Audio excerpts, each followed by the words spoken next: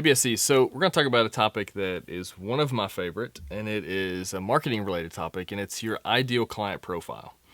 Now, you have heard me talk about sales and marketing a lot over the years, and this is probably a recurring theme that you hear that I don't think can be emphasized enough. And it's having or finding or identifying who the ideal customer is for you. Who is your perfect customer? What do they look like? Or who is a good customer? And sort of the flip side of that is who are not good customers that you want to say no to. So this obviously comes up when we think about marketing. So we do a lot of marketing work for people and help building lists and that sort of thing. So this is a question that comes up all the time in the marketing process. But it also does in the operations process. I was giving a webinar recently talking about operational hurdles. And one of the things that I find on an ongoing basis for companies that are struggling to grow is they've got a lot of the wrong kind of client. So clients that aren't conducive to maybe the way their company's organized or conducive to them growing and getting to the next level. And so this discussion of who is the right client is an ongoing one, and it affects many aspects of the business and really where your business is going to get to and what it's going to look like when you get there. So it's pretty critical that we do this. And if you're going to be marketing, you need to know who you're going to market to. So in order to know who you're going to market to, you've got to go out and find those prospects. But in order to go find prospects, you need search criteria to know which ones are prospects and which ones are suspects that don't meet the criteria. So in many ways, marketing and identifying customers is as much about who we're going to say no to as it is who we're going to say yes to. So in thinking about this topic, there's essentially three things that comprise the DNA of the ideal client profile. So there's three pieces of information or three categories of information that you need to know. There's a lot of other stuff we could talk about, but if you've got these three, and these are the big three, when we do prospect searches for other companies, this is what we do. We focus in on these big three, and then we've got some additional filters after that, but these are the most important. So the first one is going to be location. So every company, ours included, whether you're a giant company, a small company, has a certain geography that you want to work in that makes the most sense for you. And so you want to figure out what that geography is and identify that so that knowing that anybody outside that geography is not somebody that will become a prospect, at least not at this stage of the game. Now, we're going to talk about price or the size of the account here in a minute, but one little caveat to this one, and this is true for our company, is that in some locations, particularly where we have branch offices and a lot of operation, we're willing to take on a bit smaller of a customer. Whereas if we're in a location that we would not take a $5,000 a month account, but we would take a $50,000 a month account. Those may be a more remote location, but we would still go there if the size of the account was right. So we might identify different, counties or locations as tier 1 and tier 2 locations.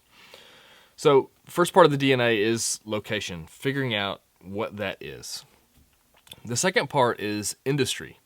What is the industries that you want to be in? So in terms of the types of customers you service, what industries are you okay serving? And which ones do you want to say no to? So what I find is common is that most people don't want retail.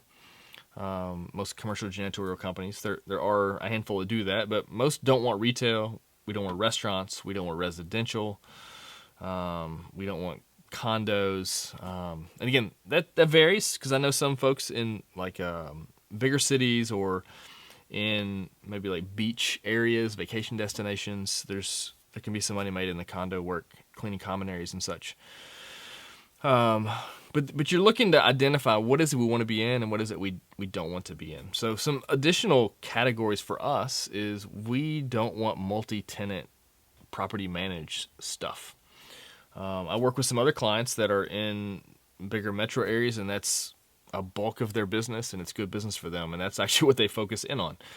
But for us, we've carved out some things that we really want: manufacturing, we want office space, we want medical, schools.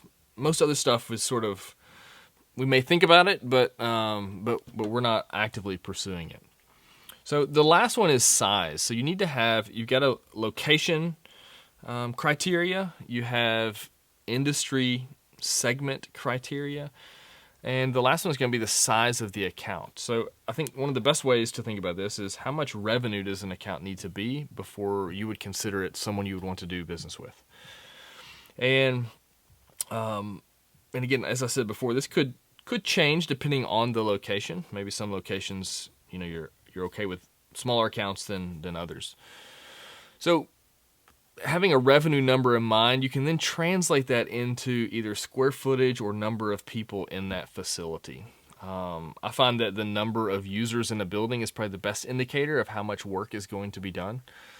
So some facilities, like for instance a medical building, may be smaller, but the amount of foot traffic is going to be super heavy. So a 10,000 square foot medical building is going to need a lot more cleaning done than a 10,000 square foot office space. And you're likely going to generate more money from it. So I would have some criteria, and it may look different for each industry, but different sizes per industry is going to be helpful. And so, for instance, if you're like, hey, I want accounts greater than $3,000 a month, well, you're probably going to need to eliminate anybody that has less, unless it's a medical one, so you can push that off to the side. Anybody that has less than 50 employees is probably not going to generate $3,000 a month in cleaning revenue. So again, this will help you as you go out to search. If you're using certain search platforms, like DataAxle or Dun & Bradstreet or ZoomInfo or whatever, and this will give you some criteria, number of employees at a specific location to begin your search process. I think identifying these three things, having these categories in all three areas is going to help you, number one, assess your current customers and if you should do anything with them. Either get rid of them or price increases or whatever. And it's going to help you in the prospecting phase, which is going to make you most effective when you start trying to sell.